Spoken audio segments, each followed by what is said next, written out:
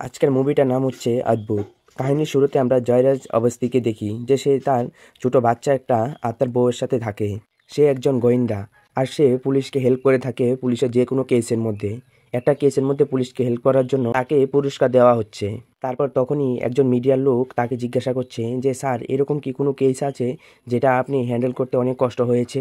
তখন জয়রাজ অবস্থি বলতে শুরু করে যে এরকম কোনো কেস হতেই পারে না, কারণ একটা কেসের পিছনে কোনো না কোনো লজিক থাকেই। তারপরে কাহিনী এখান থেকে 5 বছর আগে শিফট হয়ে যায়। তখনই আমরা আদিত্য নামে একজনকে দেখি যে সে গুড লাক হসপিটালের মধ্যে কাজ করে আর সে ডাক্তারও। আর তার বউ আছে শ্রুতি, সেও ডাক্তার। তারা নতুন নতুন একটা বাড়ির মধ্যে শিফট হয়েছে। আর শ্রুতির অনেক সময় শরীর অনেক খারাপ হয়ে যায়, তাই জন্য আদিত্য তাকে ইঞ্জেকশন দিতে থাকে। তারপরে আমরা দেখি যে শ্রুতি বাড়ির মধ্যে একা। তখন সে মিক্সচারের মধ্যে কিছু একটা বানাচ্ছিল। তারপর তার মোবাইলের মধ্যে একটা কল আসে, সে চলে যায় মিক্সারটা অফ করে। কিন্তু সে যখন মোবাইলটা দিয়ে কথা বলে সেই জায়গার মধ্যে আসে, এসে দেখছে যে মিক্সচার আপনা আপনি চলছে আর মিক্সচারের ভিতরে ধীরে ধীরে পুরো লাল হয়ে যাচ্ছিল। তারপর শ্রুতি এসে যখন মিক্সচার থেকে তার যে কারেন্টের প্লাগটা আছে সেটা খুলে দেয়, তখনও সেই মিক্সচারটা চলতে থাকে। তারপর সেই মিক্সচারটা শ্রুতির গায়ের দিকে এসে একটা দেওয়ালের মধ্যে পড়ে ক্রস চিহ্ন হয়ে যায়। তারপরের দিনে আমরা জয়রাজ আবস্তিকে দেখি যে সে শ্রুতির বাড়ির মধ্যে চলে এসেছে। তখন সে এসে জিজ্ঞাসা করছে যে সবসময় কোনো কিছু ভেজাল হলে সবাই পুলিশকে ডাকে, আপনি একজন গোয়েন্দাকে কেন ডেকেছেন? তারপর তখন শ্রুতি বলতে শুরু করে যে এই কেসটা একটু অন্যরকম, কারণ একদিন আমরা শপিং করতে গিয়েছিলাম, তখন সেই জায়গার মধ্যে ঝুমকাটা নিচে পড়ে গেছিল। পরেই সেই জায়গার মধ্যে একটা ক্রস চিহ্ন হয়ে গেছে। তারপর সঙ্গে এটাও বলে যে তার বাড়ির মধ্যে কি কি হয়েছিল। তারপর তখনই অবস্থি তাকে বলতে শুরু করে যে তারপর থেকে যদি আপনাদের বাড়ির মধ্যে কোনো কিছু এরকম ঝামেলা হয়ে থাকে তাহলে আপনারা অবশ্যই আমাকে ফোন করে জানিয়ে দেবেন, আমি চলে আসব। তারপরে অবস্থি তার যে অফিস আছে, অফিসের মধ্যে একজন কাজ করে সোনু বলে, তাকে গিয়ে বলে যে এখানে রাওয়াত বাড়ির যে পুরো এরিয়াটা আছে, এরিয়ার আমার একটা ম্যাপ দরকার। তারপরে সেও একটা কাজের মধ্যে বেরিয়ে যায় আর সেও এই যে শপিং মলের কথা বলেছিল সেই শপিং মলটার মধ্যে চলে যায় যে কি কি হয়েছিল সেটা ও ভাবার জন্য। তারপরে সে একটা জার্জের মধ্যেও যায় যে সেখানে কি কি হতে পারে, কি কি হয়েছিল সেসব খোঁজখবর নেওয়ার জন্য। তারপরে আবাস্তি কি কি দেখলো সবকিছু একটা ডায়েরির মধ্যে লিখছিল। তখন সেই জায়গার মধ্যে একজন বয়স্ক লোক আসে, এসে তাকে বলতে শুরু করে যে আমি কি তোমাকে কিছু হেল্প করব? তখন আবস্তি বলতে শুরু করে যে আমাকে কিছু আপনি হেল্প করতে হবে না, আপনি এখান থেকে উঠে চলে যেতে পারেন। তারপরে এখানে আদিত্যর যে হসপিটাল আছে গুড লাক, সেই হসপিটালের মধ্যে একটা প্রোগ্রাম চলছিল। সেই প্রোগ্রামের মধ্যে আদিত্য যখন এখানে বলতে আসবে যে কি কি হবে বা কি কিছু নিয়ে, তখন এখানকার পাকার মধ্যে একটা পাকা খুব স্পিডে চলতে শুরু করেছে। তখন এই পাকাটা গিয়ে আদিত্যর সোজাসুজি গিয়ে এখানে একটা ক্রস চিহ্ন বানিয়ে ফেলে। তারপরে সেই জায়গার মধ্যে সবাই দৌড়াতে শুরু করে আর অবশ্যই সেই জায়গার মধ্যে ছিল। তারপর সে দেখতে শুরু করে যে কেউ তো পিছনের দিকে তাকাবে যে কে এই কাণ্ডটা করিয়েছে। তখন সেই জায়গার মধ্যে এই মেয়েটাকে দেখতে পায়। তারপর অবস্থি চলে যায় সিসি ক্যামেরা রুমের মধ্যে যে এই মেয়েটার ছবিটা তাকে দেওয়ার জন্য। তারপর অবস্থি এই মেয়েটার ছবি নিয়ে নেয়। তখন অবস্থি তার রুমের মধ্যে গিয়ে সোনুকে বলতে শুরু করে যে এই মেয়েটাকে আমি চার্চের মধ্যেও দেখেছিলাম। তারপরে অবস্থি সোনুকে একটা কাজ দিয়ে দেয় যে এই মেয়েটার পুরো বায়োডাটা বের করে আনার জন্য।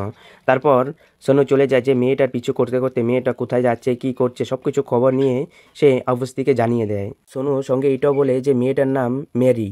তারপর অবস্থি চলে যায় জার্জের মধ্যে যে এই মেয়েটার নামে জানার জন্য। তখন ফাদার বলতে শুরু করে যে এই মেয়েটা একটা আশা নামে একটা ফাউন্ডেশন চালায় আর সেই মেয়েটা প্রতি রোববারে সবাইকে নিয়ে এই চার্চের মধ্যে চলে আসে। তারপরে অবস্থি চলে যায় সে মেরি নামে মেয়েটার সাথে দেখা করার জন্য। তখন অবস্থি গিয়ে তাকে জিজ্ঞাসা করে যে আপনি ওই দিন সিমেলারের মধ্যে কি করছিলেন হসপিটালে? তখন মেরি বলতে শুরু করে যে আমাদের সংস্থাটা অনেক দিন ধরে চেষ্টা চলছিল যে যে কোনো হসপিটালের সঙ্গে কন্ট্যাক্ট করার জন্য, কিন্তু হচ্ছিল না, তাই জন্য আমি ওই জায়গার মধ্যে গিয়েছিলাম। তখন অবস্থি তাকে জিজ্ঞাসা করতে শুরু করে যে আপনি কি আদিত্য নাম আর শ্রুতি নামে কাউকে জানেন?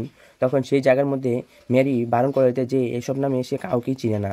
তারপরে সোনোয়ার অবস্থি তারা দুজন শ্রুতি আর যে শ্রুতির হাজব্যান্ড আছে আদিত্য, তাদের পিছু করতে শুরু করে যে এখানে মেরির সাথে কেউ না কেউ তো কথা বলবে। তারপরে হঠাৎ করে একদিন দেখে যেখানে আদিত্য আর মেরি তারা দুজন ধাক্কা খেয়ে পড়ে গেছে। তারপর তাদের মধ্যে কিছুক্ষণ ধরে কথা বলছিল। তারপর আদিত্য যখন তাদের মধ্যে কথা শেষ হওয়ার পর সে গাড়ি দিয়ে চলে যাচ্ছে, তখন সেই জায়গার মধ্যে মেরির কি জানি হয়েছিল, সে গাড়ির পিছু করতে শুরু করে। তারপরে অবস্থি চলে যায় যে আদিত্যের সঙ্গে দেখা করার জন্য। তখন অবস্থি আদিত্যকে বলতে শুরু করে যে আমি আপনাকে জিজ্ঞাসা করেছিলাম যে মেরি নামে আপনি কাউকে চিনেন কিনা, কিন্তু তখন আপনি বারণ করেছেন যে চিনেন না, বলে এটা কি? তখন আদিত্য বলতে শুরু করে যে এ হচ্ছে রাকেশ মালহোত্রার মেয়ে, তাদের অনেক বড় একটা ইন্ডাস্ট্রিয়াল আছে। তখন আদিত্য আবার বলতে শুরু করে যে এই মেয়েটা আমাদের ফ্যামিলি প্ল্যানিং, কারণ আমাদের ফ্যামিলির মধ্যে তারাও শামিল আছে। আর তুমি যদি ইন্টারনেটের মধ্যে সার্চ করে নিতে যে কী কী হয়েছে, তাহলে এখানে তোমার আসতে হতো না। তখন সে ইন্টারনেটের মধ্যে চার্জ করতে শুরু করে। তখন সেই জায়গার মধ্যে দেখে যে এখানে অঞ্জলি মালুত্রার নামে সে তো অন্য কেউই, কারণ তাদের সঙ্গে তাদের চেহারা এখন কোনোই মিল নেই। তারপরে অবস্থি তাদের দুজনের ছবিটা নিয়ে একটা দেওয়ালের মধ্যে টাঙায়। তখন সে ভাবতে শুরু করে যে জায়গার মধ্যে সে বয়স্ক লোকটা চলে আসে। তখন সেই বয়স্ক লোকটা এসে বলে যে এখানে তাদের দুজনের চেহারা প্রায় একই রকম লাগছে, সেটা কোনো ব্যাপার না। এখানে মেন কথা হচ্ছে যে এখানে রাওয়াতের মধ্যে তাদের প্রবলেমটা কোথায়, আদিত্যর মধ্যে, সেটা আগে আমাদের জানা দরকার। এসব কথা বলে সেই বয়স্ক লোকটা এখান থেকে চলে যায়। তারপরে আমরা দেখি যে আদিত্য বাড়ির মধ্যে সে যখন যায়, গিয়ে দেখে যে তার বাড়ির পুরো জিনিসপত্র ভাঙা আছে, আর এই বাড়ির মধ্যে তার পায়ের ছাপের মধ্যে রক্ত লেগে আছে। তারপর সে যখন সামনে যায়, দেখে যে শ্রুতির অবস্থা খুবই খারাপ। তারপর শ্রুতিকে যখন ও ধরতে যাবে, তখন শ্রুতি ওখান থেকে লাফ দিয়ে পড়ে যায়। তারপর শ্রুতি দৌড়াতে শুরু করে। তারপর আদিত্য তার পিছে গাড়ি নিয়ে বেরিয়ে যায়, সেও দৌড়াতে শুরু করে। আর অবস্থিও তাদের বাড়ির মধ্যে আসছিল। তখন তাদের দুজনকে দেখে সে আবার স্কুটিটা ঘুরিয়ে সে আবার তাদের পিছু করতে শুরু করে। তারপর আমরা দেখি যে শ্রুতি বড় হাইওয়ের মধ্যে চলে গেছে। হাইওয়ের মধ্যে একটা ট্রাকের সামনে সে গিয়ে দাঁড়িয়ে গেছে। তখন সেই জায়গার মধ্যে অবস্থি গিয়ে তাকে রাস্তার সাইডে নিয়ে বাঁচিয়ে ফেলে। তারপরে তারা দুজন শ্রুতিকে নিয়ে বাড়ির মধ্যে আসে। তখন আদিত্য বলতে শুরু করে যে আমাদের আগেরও এরকম প্রবলেম ছিল, যে শ্রুতির শরীরের অবস্থা খুবই খারাপ হয়ে যেত কয়দিন পর পরই। তাই জন্য আমরা শ্রুতিকে নিয়ে সিমলার মধ্যে এসেছি। আর এখানে আসার পরও দেখি যে তার অবস্থা খুবই খারাপ হয়ে যাচ্ছে। তখন অবস্থি আবার অঞ্জলির কথা বলতে শুরু করে যে আপনি কি জানেন যে অঞ্জলি হঠাৎ করে শহর ছেড়ে কেন চলে গিয়েছিল? তখন আদিত্য বলে যে জানি না এসব নিয়ে। তখন আদিত্য আবার সঙ্গে এটাও বলে যে এই কেসের মধ্যে তার কি সম্পর্ক। তখন অবস্থি বলতে শুরু করে যে সেটাই তো বুঝতে পারছি না, আর সেটাই তো আমাদের জানতে হবে। তখনই সেই জায়গার মধ্যে ডাক্তার চলে আসে। তখন ডাক্তার এসে বলতে শুরু করে যে একটা খুশির খবর আছে, কারণ আপনি বাবা হতে চলছেন আর শ্রুতি প্রেগনেন্ট হয়ে গেছে। কিন্তু এখানে আমরা দেখছিলাম যে এখানে আদিত্যর মনের মধ্যে সেরকম ফিল আসছিল না যে এখানে বাচ্চা হয়েছে, তার খুশি এরকম কিছুই হচ্ছিল না তার। তারপরে আদিত্য আবার শ্রুতির কাছে চলে যায়, গিয়ে জিজ্ঞাসা করে যে আমি আবার তোমাকে কবে এইসব করলাম, কারণ আমাদের মধ্যে তো কোনো গুলুগুলু হয়নি, তাহলে তুমি কি করে প্রেগনেন্ট হয়েছো? তখন শ্রুতি বলে যে ওই দিন যে আমরা রাতে একসাথে হয়েছিলাম, যে একসাথে গুলুগুলু করেছিলাম, ওই দিনই হয়ে গেছে। আর ওই দিন বার্থডে ছিল, তুমি অনেক নেশা করে রেখেছিলে, ওই দিনই আমাদের মধ্যে গুলুগুলু হয়ে গেছিলো, তাই জন্য এসব হয়েছে। তখনই এই জায়গার মধ্যে আদিত্য রাগ দেখাতে শুরু করে। তারপর শ্রুতি গিয়ে দেওয়ালের মধ্যে তার মাথাটাকে ধাক্কা মারতে শুরু করে। যখনই আদিত্য শ্রুতিকে গিয়ে ধরবে, তখনই শ্রুতি আদিত্যকে পুরো গলাটা ধরে উঠিয়ে ফেলে দেয়। শ্রুতি এখানে অনেক ভয়ানক কাণ্ড করছিল, আর এখানে ও থামার নামই নিচ্ছিল না। তারপর আদিত্য যখন জোরে ওকে একটা সাউন্ড লাগায়, তারপর ও গিয়ে ঠান্ডা হয়। তারপরে আমরা দেখি যে এখানে অবস্থি সে চলে যায় যে অঞ্জলির যে বান্ধবী ছিল সেই বান্ধবীর সাথে কথা বলার জন্য। তখন সেই বান্ধবী বলতে শুরু করে যে আমি আর অঞ্জলি একসাথেই ছিলাম, আমরা দুজন এক ক্লাসেই ছিলাম। তারপরে একদিন হঠাৎ করে একটা পার্টির মধ্যে অঞ্জলি গিয়েছিল, সঙ্গে আমিও গিয়েছিলাম। তারপর সেই পার্টির মধ্যে দেখে যে ছেলেটাকে অঞ্জলি পছন্দ করতো, সেই ছেলেটাকে অন্য মেয়ের সাথে। তারপর সে এখান থেকে রাগ করে বেরিয়ে চলে আসে। তারপরের দিন যখন আমি তাদের বাড়ির মধ্যে যাই, তখন সেখানে আমি জানতে পারি যে অঞ্জলির অ্যাক্সিডেন্ট হয়ে গেছে। তারপরে তার শরীর যখন পরে ঠিকঠাক হয়ে যায়, তারপর সে এ শহর ছেড়ে চলে গিয়েছিল।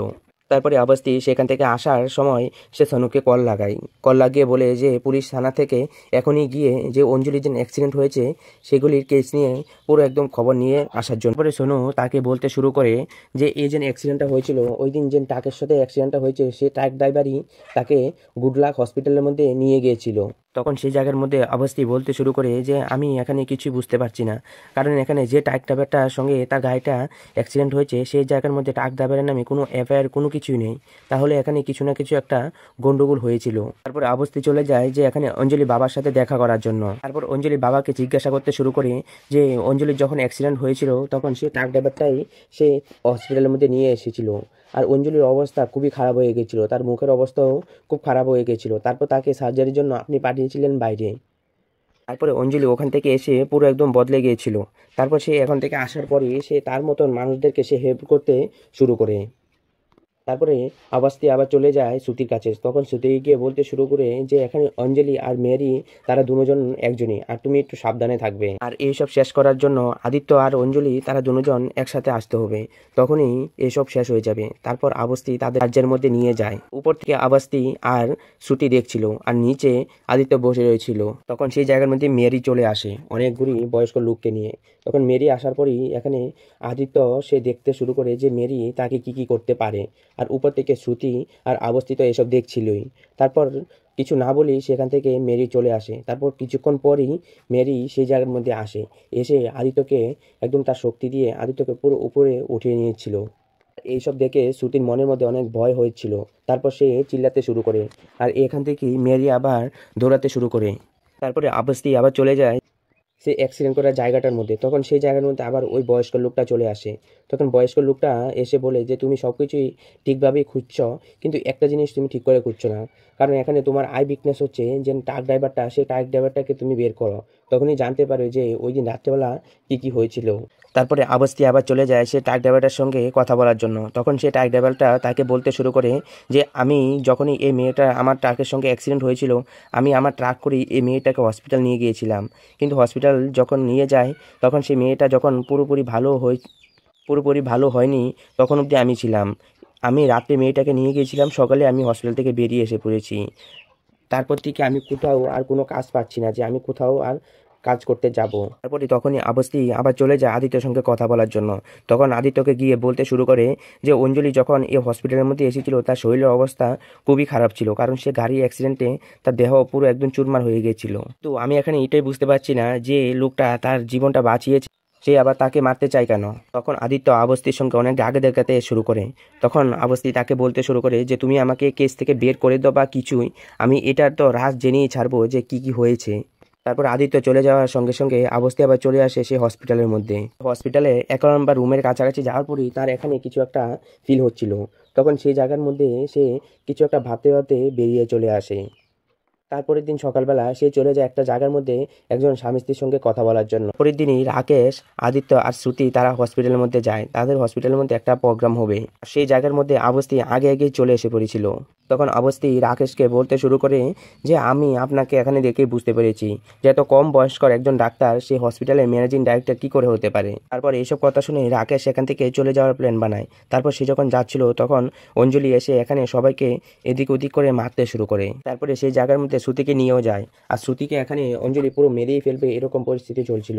তখন সেই জায়গার মধ্যে বয়স্ক যেন একজন স্বামী স্ত্রী ছিল তারা সেই জায়গার মধ্যে চলে আসে। তখন সেই বয়স্ক মহিলাটা বলতে শুরু করে যে এখন সবকিছু শেষ দে বেটা, এসব আর তুই করিস না। তখন এখানে ও কান্না করতে শুরু করে অঞ্জলি। তখনই অবস্থি বলতে শুরু করে যে সে মেরিও না আর সে অঞ্জলিও না, সে হচ্ছে তাদের দুজনের মেয়ে। তারপরে অবস্থি সে আদিত্য আর শ্রুতিকে জিজ্ঞাসা করতে শুরু করে যে ওই দিন যেন তাদের অ্যাক্সিডেন্ট হয়েছিল অঞ্জলির, ওই দিন রাতে কী হয়েছিল। তখন শ্রুতি বলতে শুরু করে যে অঞ্জলির হাতটা পুরো ড্যামেজ হয়ে গিয়েছিল অ্যাক্সিডেন্টের পর। আর সেই জায়গার মধ্যে রাকেশ স্যার এসে আমাদেরকে পুরো হাত পায়ে ধরে বলছিল যে যে কোনো রকমভাবে ওনার মেয়েকে বাঁচানোর জন্য। এই হসপিটালের মধ্যে এমি আর ম্যাথিউ নামে মেয়েটা সে অনেকদিন ধরে কোমার মধ্যে পড়ে রয়েছিল। হসপিটালের মধ্যে শ্রুতি আর আদিত্য প্ল্যান বানায় যে এখানে ম্যাথি নামে যে মেয়েটা আছে তার পুরো হাতটাকে সে অঞ্জলি নামে মেয়েটার মধ্যে লাগিয়ে দেবে। আর এখানে এমি এসব কথা শুনে সে কান্না করছিল, তার পুরো সেন্স কাজ করছিল। রাকের সঙ্গে এটাও বলেছিল যদি তুমি আমার মেয়েটাকে বাঁচাতে পারো তাহলে তোমাকে আমি এই হসপিটালটা তোমাদের দুজনের নামই করে দেব। তখন অবস্থি বলতে শুরু করে যে যখন থেকে শ্রুতির মনের মধ্যে একটু চুরি চুরি ভাব চলছিল যে একটা সে জীবনের মধ্যে একটা অনেক বড় একটা ভুল করে ফেলেছে, তখন থেকে তার শরীরটা খারাপ হতে শুরু হয়েছে। তাই জন্য তোমরা ওই বাড়ি থেকে ছেড়ে এখানে আবার এসে সিমলার মধ্যে শিফট হয়েছ। আর তুমি এমি নামে মেয়েটাকেও তো মেরেই ফেলেছ, কিন্তু সে মেয়েটার যে পুরো আত্মাটা ছিল সেটা তো আর তোমরা পাওনি। তাই জন্য এই মেয়েটার আত্মাটা পুরো দুনিয়ার মধ্যে ঘুরছিল। তারপরে পুলিশ এসে এখানে রাকেশ, আদিত্য আর শ্রুতিকে অ্যারেস্ট করে নিয়ে চলে যায়। তারপরে 6 মাস পুরনো আমাদেরকে একটা কাহিনী দেখায়, যে কাহিনীর মধ্যে যেখানে শ্রুতি পুরো থানার মধ্যেই সেই জেলের মধ্যেই সে একটা ছেলে বাচ্চা জন্ম নিয়েছে, সে বাচ্চাটাকে অবস্থায় নিয়ে চলে আসে। আর তারপর থেকে এখানে সিনটা আবার আমাদেরকে দেখায়। তখনই আমরা বুঝতে পারি যে এখানে যেন অবস্থির যেন ছেলেটা আছে সেটা অবস্থি না, সেটা হচ্ছে শ্রুতি আর আদিত্যর ছেলে। তখন আমরা এটাও জানতে পারি যে এখানে অবস্থির বাবাও একজন পুরো জ্ঞানদা ছিল। আর এখানে এই লোকটা অবস্থির বাবাই এসেছিল যে এই কেসটাকে সলভ করার জন্য, কারণ এখানে অবস্থির ফ্যামিলির মধ্যে কোনো রকমই সন্তান হচ্ছিল না, তাদের মধ্যে 2টা সন্তান হয়েছিল, সে সন্তানটাও মারা গিয়েছিল। তাই জন্য আমরা এটা জানতে পারি যে এখানে কাউকে না কাউকে বাঁচানোর জন্য কোনো না কোনো সময় কেউ না কেউ আমাদেরকে বাঁচাতে আসে।